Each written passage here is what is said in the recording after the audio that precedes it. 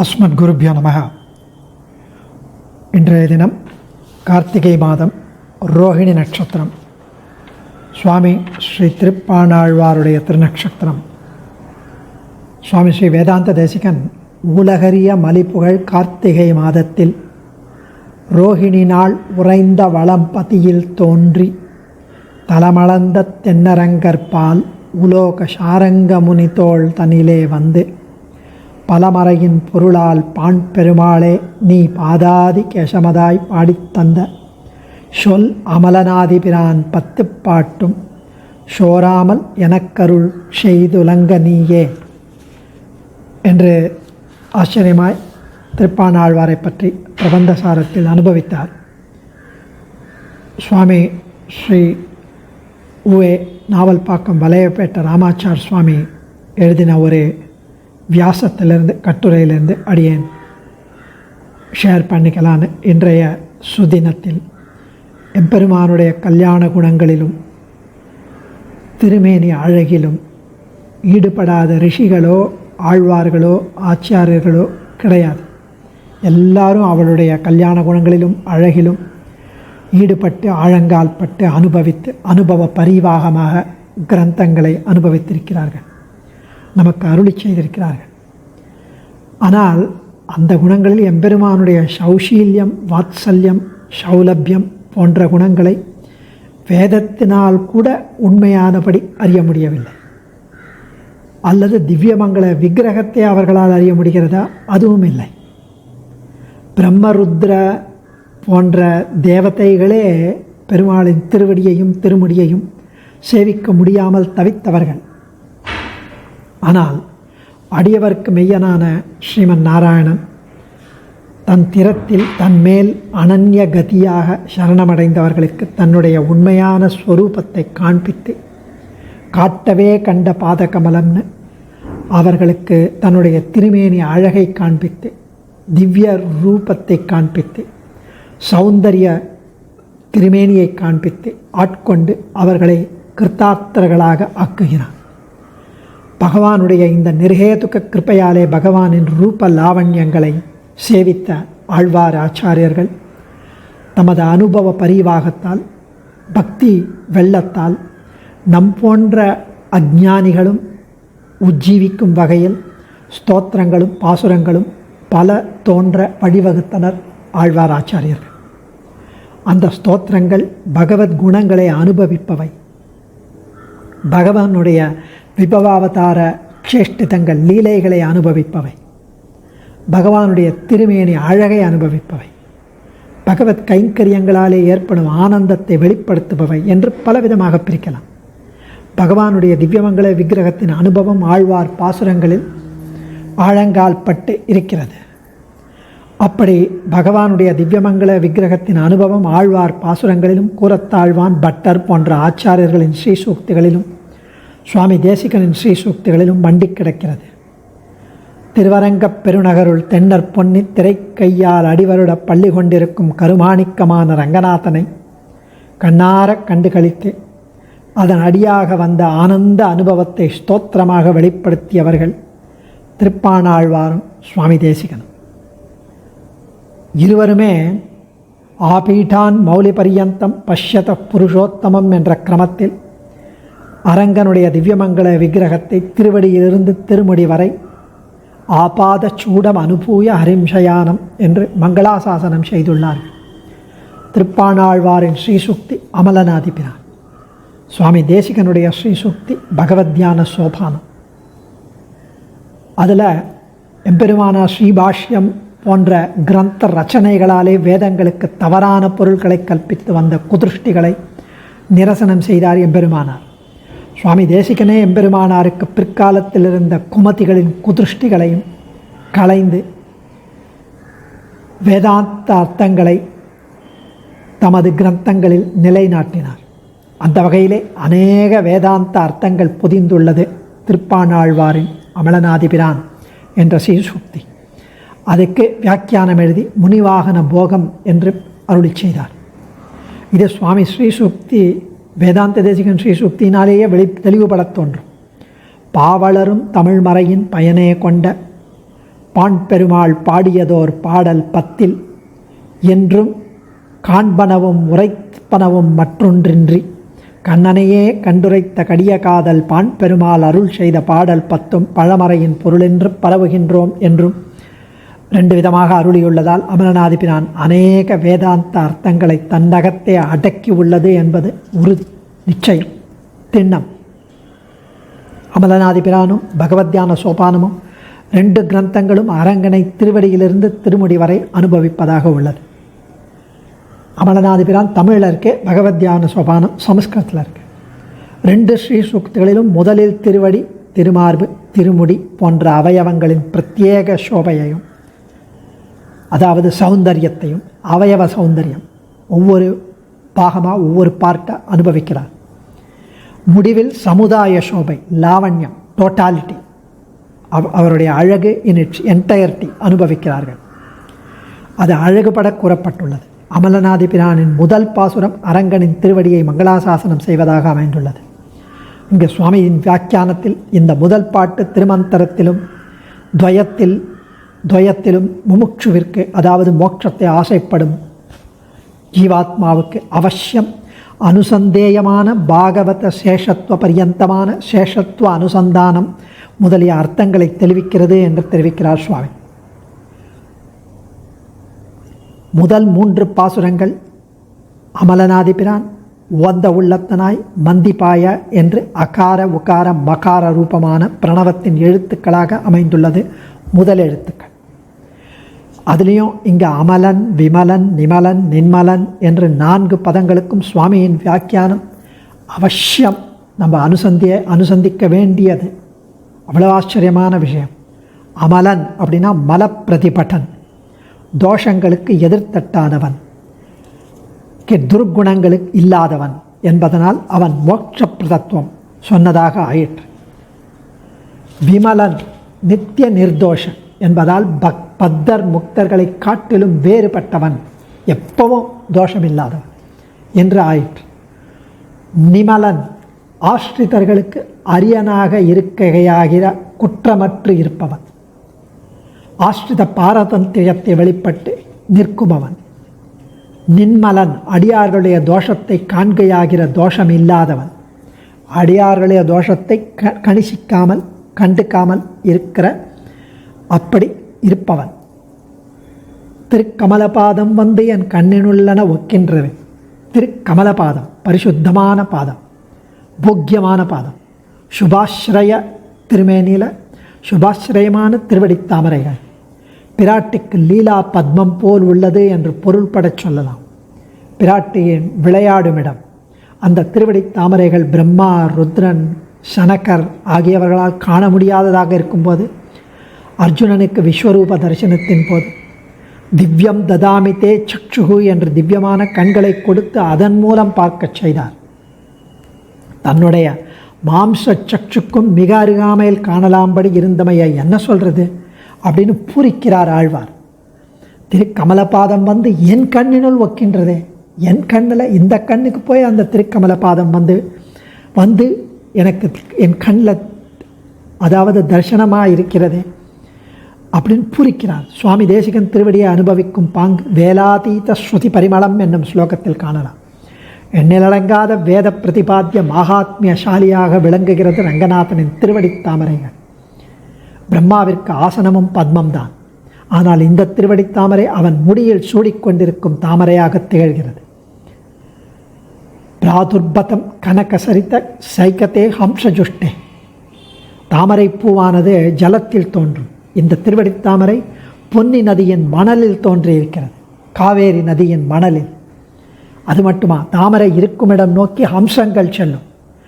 இங்கோ ஹம்சங்கள் உள்ள இடம் சென்று அங்கு தோன்றியுள்ளது. யார் அந்த ஹம்சம் அப்படின்னா அகஸ்தியர் போன்ற முனிவர்கள், திருப்பானாழ்வார், தொண்டரடிப்புடி ஆழ்வார், ஆளவந்தார், எம்பெருமானார் போன்றவர்கள் அந்த பரமஹம்சர்கள்.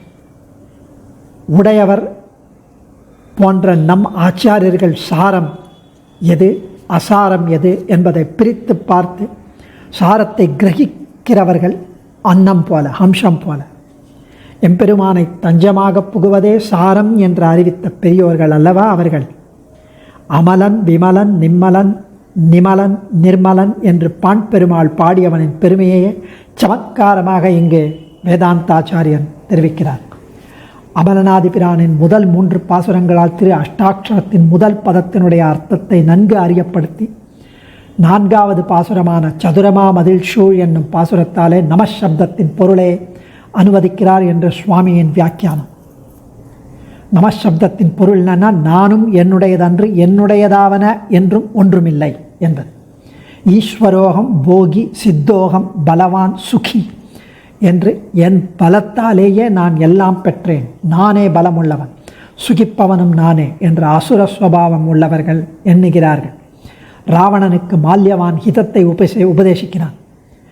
அப்போ அவன் கூறும் கூற்று, 2 துண்டாய் என்னை பிளவுபடுத்தினாலும் நான் ஒருவனுக்கும் தலை வணங்க மாட்டேன், இது எனது பிறவி குணம், இயற்கையான குணம், திருத்த முடியாது என்கிறான் ராவணன். இப்படிப்பட்ட துர்வாசனையை போக்கடிப்பது நமசப்தார்த்தம். சேஷவிருத்தி செய்ய வேண்டும் என்பது ஆழ்வாரின் திருவள்ளம். ந ம ந மம, யானே எனது என்றிருந்தேன், நீர் நுமது என்பவை வேர் முதல் மாய்த்து என்கிறான் ஆழ்வார். பாரமாய பழவினை துண்ட வெண்பிரையன் என்னும் பாசுரங்கள் நாராயண சப்தார்த்தத்தை உள்ளடக்கி இருப்பதை சுவாமி தேசிகன் தனது வியாக்கியானத்தில் மிக அழகாக சாதித்துள்ளார். எம்பெருமான் அனாதியான பாபங்களை தொலைத்து பாபம் நீங்கப்பட்ட ஆழ்வாரை பகவானிடத்தில் அன்பு உடையவராக பண்ணி திருடர்களாலே கையகப்படுத்தப்பட்ட தன் வீட்டை திருடர்களை விரட்டிவிட்டு நாம் குடிபுகுவது போல ஆழ்வாரின் ஹிருதயத்தில் பிரவேசித்து விட்டான் அரங்கன். இந்த பாக்கியம் பெறுவதற்கு நான் என்ன தபஸ் பண்ணியிருக்கேனோ, இல்லை இந்த பாக்கியம் பெறுவதற்கு இவர் என்ன தபஸ் செய்திருப்பாரோ என்கிறார். இங்கு கோரமாதவம் செய்தனன் கொல்லறியேன் என்னும் தொடரில் தபஸ் செய்தவன் யார் என்பதை ஆராய வேண்டும். ஜீவனின் பாபங்களை தொலைத்து அகர்மவசியனாக அவனை ஆக்கி அவனுக்கு தன்னடி ஜோதியை சேரும் வகையை செய்து பரிபூர்ண பிரம்ம அனுபவம் பண்ணும்படி செய்கிறான் என்றால் அந்த பலத்தை அந்த ஃப்ரூட்ஸ் அப்படின்னு சொல்கிற அந்த பலத்தை அடைபவன் ஜீவனா பரமாத்மாவா? யார் தபஸ் செய்யணும்? இங்கு ஆழ்வார் மிகைப்பட கூறுதலை உள்ளடக்கி காவேரி மத்தியத்தில் எம்பெருமான் இதுவரையில் தாம் இழந்த வஸ்துவான இந்த கௌஸ்துபமணி ரத்னம் ஜீவாத்மாவை பெறுவதற்காக தபஸ் செய்தான் என்று அருளியுள்ளார். இந்த பேற்றை ஜீவன் நீசனேன் நிறை ஒன்றுமிலேன் என்கிற ரீதியில் உள்ளபடியால் பகவானுடைய கடாட்சம் இல்லாவிட்டால் எப்படிப்பட்ட வேள்வியும் செயலும் செய்தாலும் தபஸ் செய்தாலும் பெற முடியாது. பகவானும் மோக்ஷயிஷ்யாமி என்கிற சங்கல்ப ரூப தபஸை பண்ணுகிறான். நாம் செய்வது என்ன? பிரியம் இதாத் அதாபிவா யதயதா விதரசி வரத பிரபோத்வம் ஹிமே ததனுபவனமேவ யுக்தம் துமே துவயி நிகித பரோஸ்மி சோகம் யதா. வரதராஜனே, சுதந்திரனான தேவரீர் எனக்கு பிரியமானதோ இல்லை அப்பிரியமானதோ எதை எப்படி கொடுத்தாலும் அதை அப்படியே அனுபவிப்பது அன்றோ எனக்கு தகும். நீர் பிரியத்தை கொடுத்தா அதை அனுபவிக்கணும், அப்பிரியத்தை கொடுத்தா அதை அனுபவிக்கணும், அதுதான் எனக்கு தகும். ஏன்னா உம்மிடம் என்னுடைய ஆத்ம ரக்ஷாபரத்தை சமர்ப்பித்து விட்டேன் அல்லையா என்று கூறத்தாழ்வான் அருளியபடி பகவானிடத்தில் நமது பரத்தை சமர்ப்பிப்பது மட்டும்தான் நமக்கு. பிரியமிதாத் அதாபிவா யதயதா விதரசி வரத பிரபோத்வம் ஹிமே தது அனுபவமேவ யுக்தம் துமே துவயி நிகித பரோஸ்மி சோகம் யதா. அரங்கனின் திருமார்பை மங்களாசாசனம் செய்யும்போது பெரிய பிராட்டியை விட்டு மங்களாசாசனம் செய்ய முடியுமா? அதனால்தான் திரு ஆரமார்பதன்றோ திரு ஸ்ரீபதன் ஞாசதன்யம்னு வேதாந்த தேசிகன் தெரிவிக்கிறார் பகவத்யான சோபானத்தில். அனாதியாக வந்த கர்மாக்களை தொலைத்து ஆழ்வாரின் உள்ளத்தில் குடிகொண்டவன் யார்? திருவில்லா தேவரில் ஒருத்தர் எவனும் கிடையாது. அகலகில்லேன் இறையும் என்று எம்பெருமானை ஒரு க்ஷணமும் விட்டு பிரியாமல் இருக்கும் பிராட்டி வசிக்கின்ற இடம் பெருமானின் திருமார்பு. அந்த திரு ஆரமார்பதன்றோ என்பதனால் சுவாமித்துவ காஷ்டையை உடைய பெரிய பெருமாளுக்கு சேஷித்துவ பூர்த்திக்கு லட்சணம் ஸ்ரீயுடன் சேர்ந்திருப்பது, திருவுடன் சேர்ந்திருப்பது. அதே போல சேஷபூதனான நமக்கு லக்ஷ்மியுடன் கூடிய பகவானே கைக்கரிய பிரதிசம்பந்தி. அவன்தான் சுவாமி என்பதை தெரிவிப்பதற்கு ஸ்ரீயப்பதி ஹ்ரீஷ்சதே லக்ஷ்மீஷ்ச பத்னியவனு ஸ்ரீயப்பதியாக இருப்பவன். சுவாமி தேசிகனும் ஸ்ரீவத்சவக்ஷா நித்யஸ்ரீஹின்னு பிராட்டி நித்தியவாசம் செய்யும் இடமான பெருமாளின் திருமார்பை ஸ்ரீபதன் ஞாச தன்யம் என்று தெரிவிக்கிறார். இப்படி பெருமாளுக்கு வலதுபுறம் ஏகாதச ருத்ரர்கள் சம்பந்தம், அதாவது பஷ்யைகாதச ருத்ரான் தட்சிணம் பார்ஸ்வமாஸ்ரிதான்னு பெருமாளுக்கு வலதுபுறம் ஏகாதச ருத்ரர்கள் சம்பந்தத்தை பெற்றிருக்கிறது. நாபி கமலம் பிரம்மாவின் சம்பந்தம் பெற்றிருக்கிறது. அப்படியெல்லாம் இல்லை, பிராட்டியின் சம்பந்தம் பெற்றிருப்பதால் திருமார்பு தன்யத்தையை அடைகிறது. ஸ்ரீபதன் ஞாச தன்யம், அது தன்யம், தன்யனாகிவிட்டது அந்த திருமார்பு. ஏன்னா பிராட்டி அங்கே இருக்கா. அப்பிரமேயம் ஹி தத்தேஜோ எஸ்யசா ஜனகாத்மஜான்னு பெருமாளுக்கு கூட பெருமையை உண்டு பண்ணுபவள் பிராட்டி. தன்னுடைய சேஷ்டிதங்களாலே பெருமாளை மயக்கி ஆஸ்ரிதர்களை ரட்சிக்கும்படியான விசேஷமான வாத்சல்யம் உடையவள் பிராட்டி. அப்பிராட்டி நித்தியவாசம் செய்யும் இடம் என்பதால் தன்யம் என்று சொல்லத்தக்க அமலநாதிபிரான் கடைசி பாசுரமான கொண்டல் வண்ணனை என்றும் பாட்டின் விசேஷ அர்த்தங்கள் சுவாமி ஆச்சரியமாக அனுபவிக்கிறார். பகவான் கிருஷ்ணாவதாரத்தில் அறிவொன்றுமில்லாத ஆய்க்குலத்தில் தோன்றி இடையரையும் இடைச்சிகளையும் ரட்சிக்கும் முகமாக அவர்கள் ஆதரத்துடன் அளித்த வெண்ணெய் பகவானுக்கு மிகவும் உகந்தது என்று தெரிவிப்பதற்காக கொண்டல் வண்ணனை கோவலனாய் வெண்ணெய் உண்ட வாயன் என்கிறார். இடைச்சிமார்கள் வீட்டில் உண்ட வெண்ணெயின் வாசனை உள்ளதான திருமுகத்தை உடையவன் ரங்கநாதன், அழகிய மணவாளன். ஆழ்வான் ஸ்தவத்தில் தேவப்பெருமாளின் கபோல யுக்மத்தை அனுபவிக்கும் போது அனுவர்த்திம் ததாதன பிரகர்ஷாத் இவ புல்லம்கி கபோலையோ யுகம்தே, முன்பு கண்ணன் குரவை கூத்து ஆடிய போது இடைச்சிமார்களுடன் கூட்டத்தில் இருந்தபோது கன்னத்தில் ஏற்பட்ட மினுமினுப்பு இன்னும் தொடர்கிறதோ அழகிய அப்படின்னு அவர் கேட்கிறார். கிருஷ்ணாவதாரத்தில் வெண்ணெய் போல இங்கு ஆழ்வாருடைய திருவுள்ளம் நவநீதமாக ஆயிற்று. அதனால்தான் பெரிய பெருமாளையும் வெண்ணெய் உண்ட வாயன் என்று மங்களாசாசனம் செய்கிறார். ஆழ்வாருடைய திருவுள்ளமே வெண்ணெயம். அதை அவர் அதில் புகுந்து அதை உண்டு விட்டார்.